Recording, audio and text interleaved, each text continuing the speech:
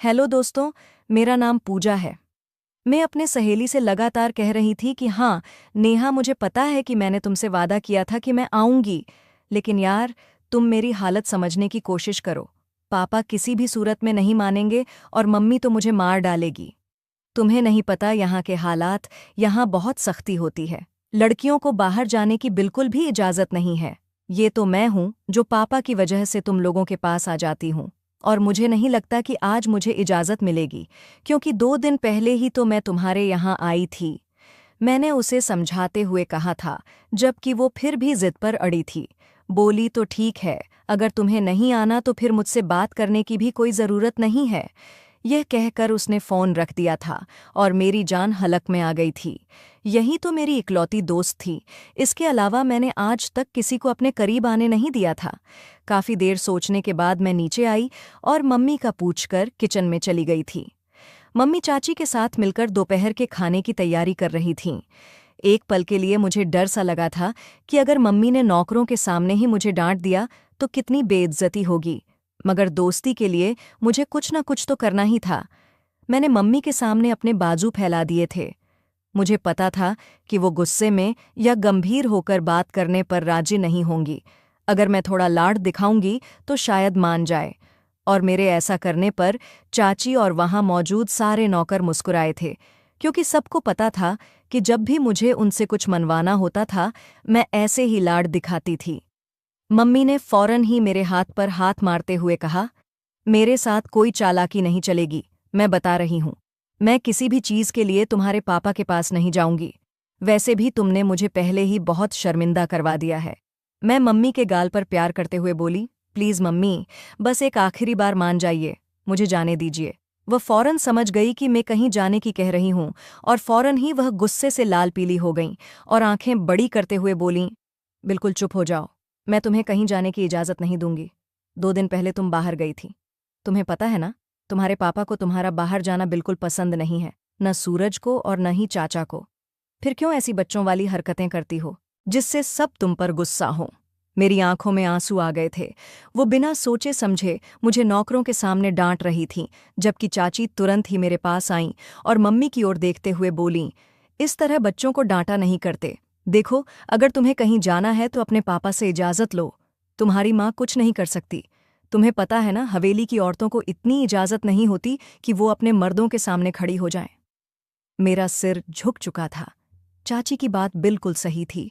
वो फिर से अपने काम में लग गईं, लेकिन मुझे डर लग रहा था। पता नहीं पापा मुझे इजाज़त देंगे या नहीं, क्योंकि 2 दिन पहले ही तो मैं नानी के घर गई थी। मैंने फिर से मम्मी के गले में हाथ डाले और उन्हें मनाते हुए बोली, प्लीज़ आप पापा से जाकर इजाज़त ले लीजिए। मुझे डर लग रहा है, पता नहीं वो मानेंगे या नहीं। मुझे नानी के घर जाना है, कहीं और नहीं जाना चाहती। जबकि मम्मी कुछ पल के लिए चुप रहीं और फिर प्यार से मेरी तरफ देखते हुए बोलीं, मुझे पता है कि तुम्हें नेहा के पास जाना है और तुम्हारा वहां जाने का कोई गलत इरादा नहीं है, मगर तुम जानती हो हवेली में इन सब चीज़ों को अच्छा नहीं समझा जाता। अगर तुम्हें जाना है तो अपने पापा से इजाज़त ले लो। मैं तुम्हें मना नहीं कर रही। कुछ पल के लिए सोच में पड़ गई थी, क्या मुझे पापा के पास जाना चाहिए या नहीं। फिर कुछ सोचकर मैं अपने कमरे में चली गई थी। मम्मी की तरफ से तो साफ इनकार था, वो मेरी कोई मदद नहीं करने वाली थीं, और दूसरी तरफ पापा के पास जाने में मुझे डर लग रहा था। लेकिन मुझे पता था कि अगर मैं पापा से इजाज़त मांगूंगी तो वो मुझे डांटेंगे नहीं। मैंने अपने अंदर हिम्मत जुटाई और नीचे की तरफ कदम बढ़ाए। नेहा ने इस बार मुझे बुरी तरह फंसा दिया था। वो बिल्कुल मेरी बात नहीं सुन रही थी। कमरे में आकर मैंने उसे कई बार मनाने की कोशिश की, मगर वो बिल्कुल राजी नहीं हो रही थी। मैं हवेली के लाउंज में आई तो सामने ही पापा चाचा के साथ बैठे किसी महत्वपूर्ण मुद्दे पर बात कर रहे थे। मुझे वहां रुकना सही नहीं लगा, लेकिन पापा मुझे देख चुके थे। उन्होंने तुरंत ही चाचा को चुप कराया और इशारे से मुझे अपने पास बुलाया। मुझे अजीब सी झिझक हो रही थी, क्योंकि चाचा को बेटियां बिल्कुल पसंद नहीं थीं। जब भी पापा मुझे अहमियत देते थे तो उनका चेहरा लाल हो जाता था और माथे पर शिकन आ जाती थी। मुझे घबराहट हो रही थी, इसलिए मैंने दूर से पापा को सिर हिलाकर मना किया और वहां से जाने लगी, लेकिन अचानक ही पापा अपनी जगह से खड़े हो गए और धीरे धीरे चलते हुए मेरे पास आ गए। मुझे एक बार फिर से घबराहट होने लगी, लेकिन जैसे ही पापा का प्यार भरा स्पर्श मेरे सिर पर महसूस हुआ, सारी चिंता गायब हो गई। मैंने भी पापा को प्यार से गले लगा लिया और कहा, पापा, मुझे नानी के घर जाना है।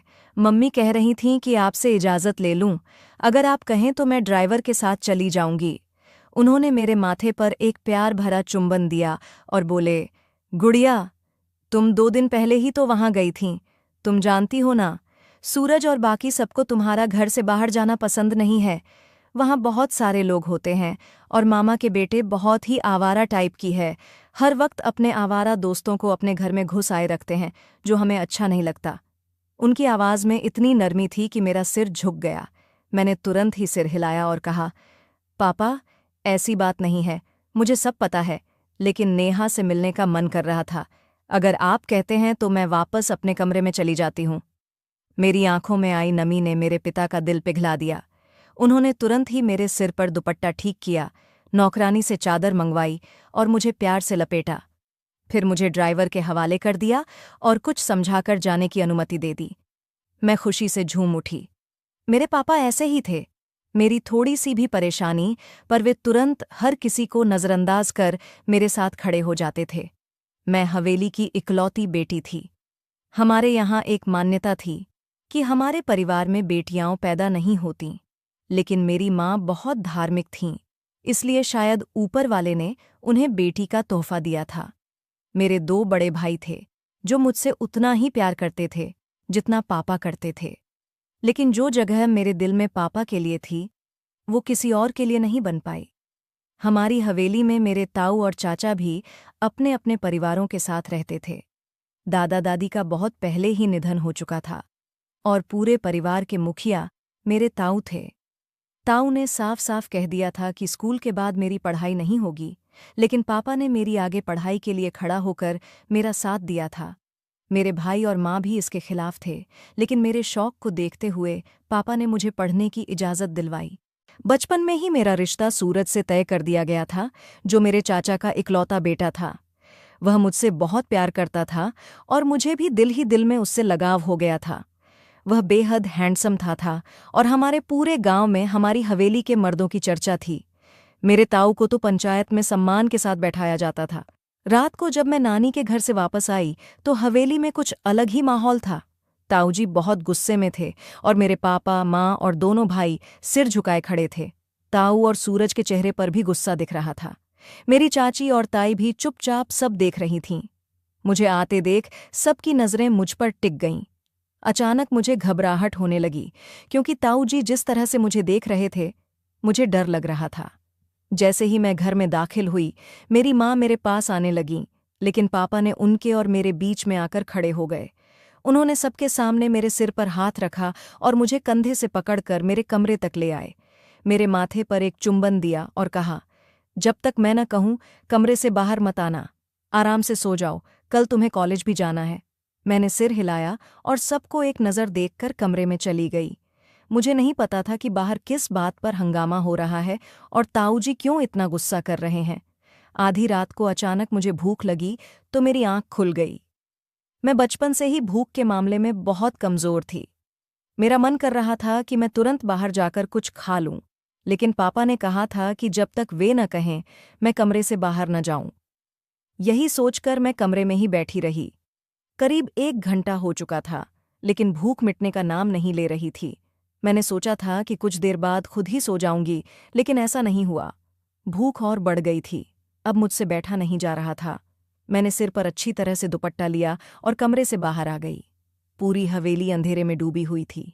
एक पल को मुझे डर लगा, क्योंकि मुझे हमेशा से अंधेरे से डर लगता था। मैंने चारों ओर देखा, सबके कमरे बंद थे, यानी सब लोग सो चुके थे। मैं धीरे धीरे चलते हुए किचन में पहुंची और वहां की लाइट जलाने की कोशिश की, लेकिन शायद लाउंज और किचन का स्विच बाहर से बंद कर दिया गया था, इसलिए वहां लाइट जलाने से भी रोशनी नहीं हो रही थी। मैंने चांद की रोशनी में ही कुछ खाने की कोशिश की। तभी मुझे पीछे से कुछ गिरने की आवाज़ सुनाई दी, लेकिन अचानक किसी ने मेरे मुंह पर रुमाल रख दिया और फिर मैं बेहोश होकर उस आदमी की बाहों में गिर गई। आखिरी वक्त में बस मुझे एक आवाज़ सुनाई दी, अब तुम्हें मुझसे कोई जुदा नहीं कर सकता, तुम्हारा बाप भी नहीं। और उसके बाद मुझे होश नहीं रहा। जब मेरी आंखें सुबह खुलीं तो मैं अपने कमरे में ही थी, लेकिन मेरी हालत बहुत खराब थी। मेरे कपड़े कई जगहों से फटे हुए थे और मेरी हालत बहुत खराब थी। अचानक मुझे बेहोशी छाने लगी और कब मैं फिर से होश खो बैठी, मुझे कुछ याद नहीं रहा। दोपहर के समय मेरी माँ ने मुझे झकझोर कर उठाया, जिससे मेरी आंखें तुरंत खुल गईं। वो फूट फूट कर रोने लगीं, लेकिन मैंने तुरंत उन्हें चुप करा दिया। मेरा हाथ खुद ब खुद उनके होठों पर चला गया, जिसे महसूस कर वो सिसकने लगीं। मैं उनके सीने से लग गई, लेकिन मेरी आंखों से एक भी आंसू नहीं निकला। जो मेरे साथ हो चुका था, मेरा दिल यह सोचकर कांपने लगा था। मैं सच्चाई से भागना चाहती थी, लेकिन मेरे साथ बहुत गलत हो चुका था। मेरे साथ गलत करने वाला कौन था, मैं नहीं जानती थी, लेकिन मैं अपनी माँ को इस तरह रोती नहीं देख सकती थी। मेरे आंसू तो मेरी आंखों में ही सूख चुके थे और मैं अपने दिल को जैसे तैसे समझाया कि मैं बिल्कुल ठीक हूँ। मुझे कुछ भी नहीं हुआ है, लेकिन फिर भी मुझे अपने शरीर में कई बदलाव महसूस हो रहे थे। दर्द के कारण मेरा शरीर टूटता हुआ महसूस हो रहा था, लेकिन मैंने खुद को बहुत मजबूत दिखाया। अगर मैं अपनी माँ के सामने थोड़ी भी कमज़ोर पड़ती, तो वो और ज़्यादा बिखर जातीं, और मैं ऐसा नहीं चाहती थी। मेरे लिए मेरे माता-पिता बहुत महत्वपूर्ण थे। मैंने उन्हें अपने से अलग किया और चुपचाप उठकर बाथरूम में बंद हो गई। शॉवर चालू करके मैं उसके नीचे बैठ गई थी। मेरी सांसें उखड़ने लगीं। मुझे समझ नहीं आ रहा था कि मेरे साथ ये क्या हो गया। मेरी पूरी जिंदगी बर्बाद हो चुकी थी, फिर भी मैंने अपनी आंखों से एक आंसू भी नहीं गिरने दिया। मैंने खुद को रगड़ रगड़ कर धोया। मुझे खुद से धीन महसूस हो रही थी। बचपन से लेकर अब तक मेरे पापा ने मुझे किसी कांच की गुड़िया की तरह संभाल कर रखा था, और यही हाल मेरी माँ का भी था। मेरी माँ कहती कि बेटा, लड़की की इज्जत कांच की तरह होती है, इसे टूटने मत देना। और मैं भी अपने माँ पापा की बातों को पल्लू से बांध लिया था। लेकिन आज मेरी इज्जत तार तार हो गई थी। मैं इसे संभाल नहीं पाई थी। मैं अपने आप को ऐसे रगड़ रगड़ कर धो रही थी कि जैसे मेरे शरीर पर न जाने कितना गंद लगा था, जिसे मैं पानी से धोकर साफ कर देना चाहती थी। लेकिन यह गंदगी पानी से छूटने वाली नहीं थी। जब मैं बाहर आई तो मेरी माँ पूरी तरह से खामोश बैठी हुई थीं। मैं उनके पास बैठ गई। उन्होंने मेरे गाल पर हाथ रखा और रोते हुए कहने लगीं, पूजा, ये सब क्या है बेटा? तुम्हारी हालत ऐसी क्यों हो रही है? रात तुम्हारे साथ क्या हुआ? सब ठीक तो है ना? उनकी आवाज़ में दर्द था, जो मेरे दिल को चीर रहा था। लेकिन मैंने खुद को संभाला और उनकी आंखों में देखते हुए कहा, माँ, इसमें ज़रूर कोई अच्छाई होगी। आप चिंता मत करें और किसी को बताने की ज़रूरत नहीं है। जब तक मैं अपने अपराधी को खुद नहीं ढूंढ लेती, तब तक आप किसी को कुछ नहीं बताएंगी। मेरी बात सुनकर उन्होंने तुरंत सिर हिलाया और कहने लगीं, हरगिज़ नहीं, मैं तुम्हारे पापा को ज़रूर बताऊंगी ताकि वो पता करें कि ये हरकत तुम्हारे साथ किसने की है। लेकिन मैंने उन्हें चुप करा दिया और समझाने लगी कि अगर आप ऐसा करेंगी तो बदनामी आपकी बेटी की ही होगी। पूरी हवेली आपकी बेटी पर थू-थू करेगी और एक औरत पर लांछन लगेगा कि मेरा ही किरदार खराब है। इसलिए आप चुप रहें और तमाशा होते हुए देखें। मैं खुद उस आदमी को खोज लूंगी जिसने ये किया है। ये आदमी कोई और नहीं बल्कि हमारी हवेली का ही है। मैं उस आदमी को कभी माफ़ नहीं करूंगी। जब तक मैं उस आदमी को पंचायत में नहीं घसीट लेती, मुझे चैन नहीं मिलेगा। मेरी माँ मेरे इरादों से डर गई थीं, लेकिन मैंने उन्हें जल्द ही शांत करा दिया। समय अपनी गति से बीत रहा था। मेरी निगाहें सब पर एक गिद्ध की तरह थीं। इस घटना के बाद मैं बहुत बीमार हो गई थी। मेरे पापा एक पल भी मेरे सिरहाने से नहीं हटते थे। मुझे अपनी बीमारी में भी उस रात की तकलीफ याद आती थी तो मेरा दिल खून के आंसू रोता था। लेकिन मैंने एक बार भी अपनी आंखों से आंसू नहीं गिरने दिया था। इस हादसे को हुए 2 हफ्ते हो चुके थे और अब मुझे अपने अंदर और बदलाव महसूस हो रहे थे। मेरी तबीयत काफ़ी निढाल हो रही थी। मेरी माँ मेरे साथ हुई इस हादसे से पूरी तरह वाकिफ़ थीं और मेरी इस हालत को भी महसूस कर रही थीं। उनका दिल बहुत बेचैन हो रहा था। वो लगातार मुझे अपनी सेहत का ध्यान रखने की हिदायत देती रहती थीं।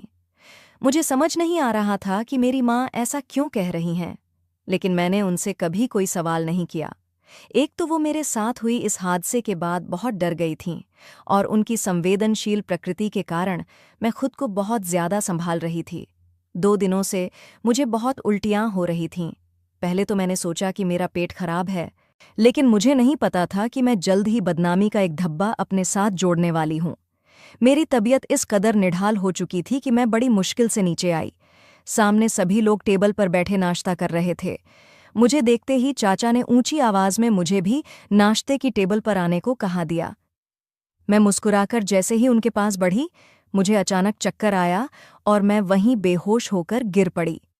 फौरन मेरे पापा मुझे लेकर अस्पताल भागे। मेरी माँ मुझे अस्पताल ले जाने के पक्ष में नहीं थीं। शायद वो मेरी हालत समझ चुकी थीं और उसी बात से घबराई हुई थीं। वे लोग मुझे एक महिला डॉक्टर के पास लेकर गए। मेरे चाचा ने सब पर सख्ती कर दी थी कि मुझे कोई मर्द डॉक्टर नहीं देखेगा। वैसे तो मेरे ताऊ पढ़ाई के खिलाफ थे, लेकिन जब हमारे घर की औरतों की तबीयत खराब होती थी तो वे सिर्फ मलेडी डॉक्टर ही बुलाते थे। उनकी यह सोच मुझे कभी समझ नहीं आई, लेकिन मैं उनकी इस बात पर बस मुस्कुरा दिया करती थी। मेरी आंख मेरी माँ के रोने की आवाज़ से खुली। शायद मेरे साथ हुए जुल्म की सच्चाई सबको मालूम हो गई थी।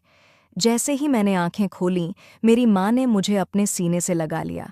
वो रोते हुए कहने लगीं, जिस बात का मुझे डर था वही हो गया पूजा। हम बर्बाद हो गए। तुम्हारे पापा किसी को मुंह दिखाने के लायक नहीं रहे। उस दरिंदे ने हमें पूरी तरह से तबाह कर दिया। उनकी आवाज़ में मौजूद दर्द साफ बता रहा था कि मेरे साथ हुए जुल्म की खबर मेरे पापा को भी हो चुकी थी। अभी मैं अपनी माँ को संभाल ही रही थी कि तभी मेरे पापा गुस्से से तमतमाते हुए वार्ड में दाखिल हुए। उनकी हालत बेहद तकलीफदेह थी। उनकी आंखों में मौजूद आंसू यह साबित कर रहे थे कि वे मेरी तकलीफ सहन नहीं कर पा रहे थे। मैंने उठने की कोशिश की, लेकिन उन्होंने मुझे देखकर अपना मुंह फेर लिया और वहां से चले गए। उनकी इस बेरुखी ने मुझे अंदर ही अंदर मार दिया। ऐसा महसूस हो रहा था जैसे किसी ने मेरे पैरों तले से ज़मीन खींच ली हो और आसमान मेरे सिर से हटा दिया हो।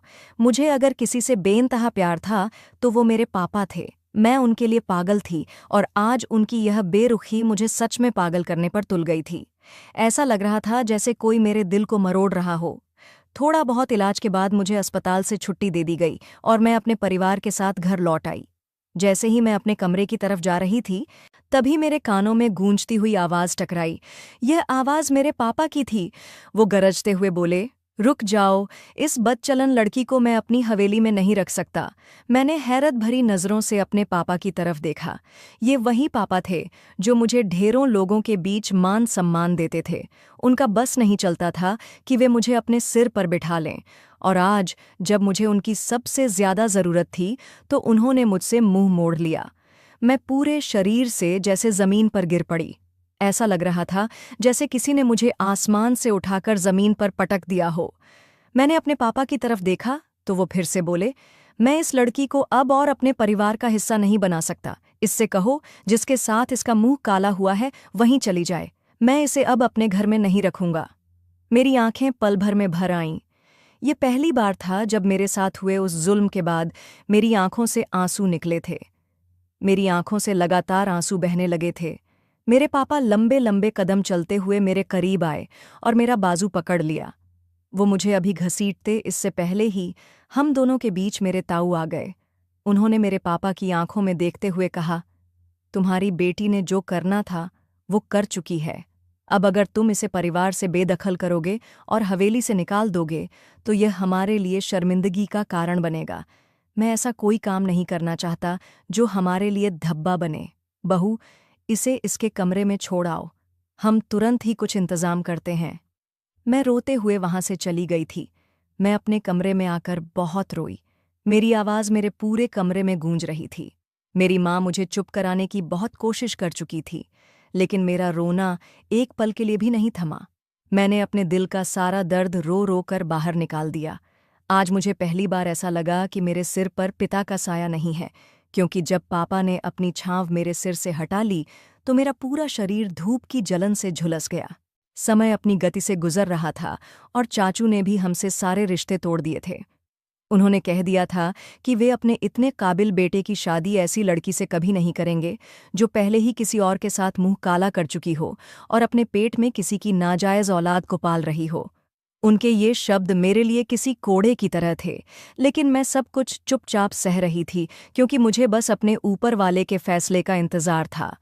शायद वे सभी इस बात से अनजान थे कि ऊपर वाले के घर देर है अंधेर एल नहीं।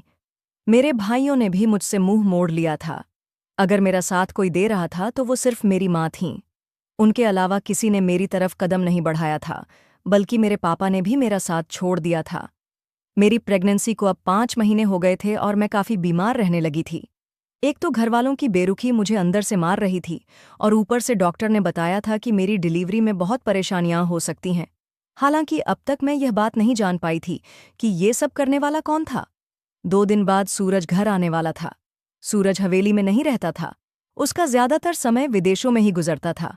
उसकी माँ इस बात से बेहद नाराज रहती थीं, लेकिन वह किसी की बात को कोई अहमियत नहीं देता था। वह काफ़ी शौकीन और चंचल लड़का था, जिसे शहर और उसकी चहल पहल बहुत पसंद थी। मुझे एक और डर भी था कि जब मेरी मोहब्बत को मेरे इस हादसे के बारे में पता चलेगा तो उसका क्या रिएक्शन होगा। उसने कभी मुझसे यह नहीं जताया कि वह मुझे पसंद करता है, लेकिन उसकी गहरी निगाहें मुझे सब कुछ बताने के लिए काफ़ी थीं। मेरी चाची ने सूरज तक यह बात नहीं पहुंचने दी थी। उनका कहना था कि जब उनका बेटा लौटेगा तो वह खुद अपनी मोहब्बत का अंजाम देख लेगा, और मैं भी यही समझती थी। लेकिन कोई नहीं जानता था कि मेरा आखिरी सहारा वही बनेगा। जैसे ही वह हवेली में आया, सबको जैसे सांप सूंघ गया था। उसने सबके साथ मुलाकात के बाद सबसे पहले मेरा ही जिक्र किया कि पूजा नजर नहीं आ रही। तब ताऊ ने गुस्से में भड़कते हुए उसे मेरे सारे कारनामों के बारे सब कुछ बता दिया। सबको लगा कि सूरज मुझसे हर रिश्ता तोड़ देगा, लेकिन उसने सबसे पहले चुप्पी साध ली और वहां से उठकर अपने कमरे में चला गया। काफी देर सोने के बाद उसने सबसे पहले मेरे कमरे का रुख किया। मुझे ऐसी हालत में देखकर एकदम चौंक गया था। मैंने साफ उसकी आंखों में दर्द देखा था। वह मेरे पास धीरे धीरे चलता हुआ आया और मेरे पैरों में बैठ गया, जबकि मैं डर के मारे पीछे हट गई थी। उसने मेरा हाथ थामा और कहा, मुझे सच बताओ, तुम्हारे साथ क्या हुआ है। यह हवेली का पहला आदमी था जिसने मुझसे पूछा कि मेरे साथ क्या हुआ जो मैं इस हालत में हूँ। मुझे बहुत रोना आया और मैंने इस बात की परवाह किए बिना कि वह मेरे लिए गैर मर्द है। भले ही हमारा रिश्ता तय था, लेकिन अभी हमारा कोई जायज़ रिश्ता नहीं था। जो मैं उसके इतने करीब होती, मैं बिना सोचे समझे उसके सीने से लग गई और ज़ोर ज़ोर से रोने लगी। उसने बड़ी मुश्किल से मुझे संभाला और मैंने रोते रोते उसे अपनी सारी ज़्यादतियाँ बता दीं। मेरा दर्द उसे भी रुला गया। वह मुझे तुरंत अस्पताल लेकर गया और मेरा डीएनए टेस्ट करवाया। साथ ही उसने हवेली के सारे लड़कों का भी डीएनए टेस्ट करवाया, यहाँ तक कि उसने मेरे भाइयों को भी नहीं छोड़ा। और आखिर में चाचू, ताऊ और पापा का भी डीएनए टेस्ट करवा दिया। मेरा डीएनए जिस आदमी से मैच हुआ वह और कोई नहीं बल्कि मेरे ताऊ का बड़ा बेटा था। और इस सच्चाई के बारे में ताऊ को पूरी तरह मालूम था, क्योंकि जब वह यह घिनौनी हरकत करके मेरे कमरे से निकला था तो सबसे पहले उसका सामना ताऊ से ही हुआ था। उन्होंने उसे डांटा फटकारा तो जरूर था, लेकिन उसे बचाने के लिए उन्होंने मुझे सबकी निगाहों में गिरा दिया था। मैं पहले से ही उनकी निगाहों से डरती थी, और जब उन्होंने अपना बदला लिया तो उन्होंने मेरी पूरी हस्ती को मिटाकर रख दिया था। मेरे बच्चे के पैदा होने के बाद सूरज ने उसे पिता का नाम दिया और सभी ने ताऊ के बड़े बेटे से अपने सारे रिश्ते खत्म कर लिए थे। बच्चे के जन्म के बाद सूरज ने पूरी शान से मुझसे शादी कर लिया और मुझे लेकर विदेश चला गया। आखिरी समय में जब मेरे पापा मेरे पास आए तो मैंने उन्हें बस एक नज़र देखा और सूरज के साथ चली गई, क्योंकि मुझे वो पल बार बार याद आता था जब मेरे पापा ने मुझे भरी महफिल में ठुकरा दिया था। उन्होंने मुझे ज़रा भी सम्मान नहीं दिया, मुझसे बेरुखी की, और वह पल मैं कभी नहीं भूल पाई। उस पल को याद करके मैं कभी उन्हें माफ़ नहीं कर पाई। हालांकि कुछ साल बाद मेरा दिल थोड़ा हल्का हो गया था। सूरज ने मेरे बेटे को इतना प्यार और सम्मान दिया कि मैं खुद को खुशनसीब महसूस करने लगी। आखिरकार थक हार कर सूरज के समझाने पर मैंने अपने पिता को माफ़ कर दिया, क्योंकि वे मेरी जुदाई बर्दाश्त नहीं कर पाए और काफ़ी बीमार हो गए थे। लगभग 3 साल बाद मैंने विदेश से वापस आने का फैसला किया और अपने पिता से गले मिलकर खूब रोई। मेरे स्पर्श को महसूस करते ही वे खुश हो गए और मेरी जिंदगी भी खुशहाल तरीके से गुजरने लगी। अगर आपको हमारी कहानी पसंद आई हो तो वीडियो को लाइक करें, चैनल पर नए हैं तो चैनल को सब्सक्राइब ज़रूर करें। धन्यवाद दोस्तों।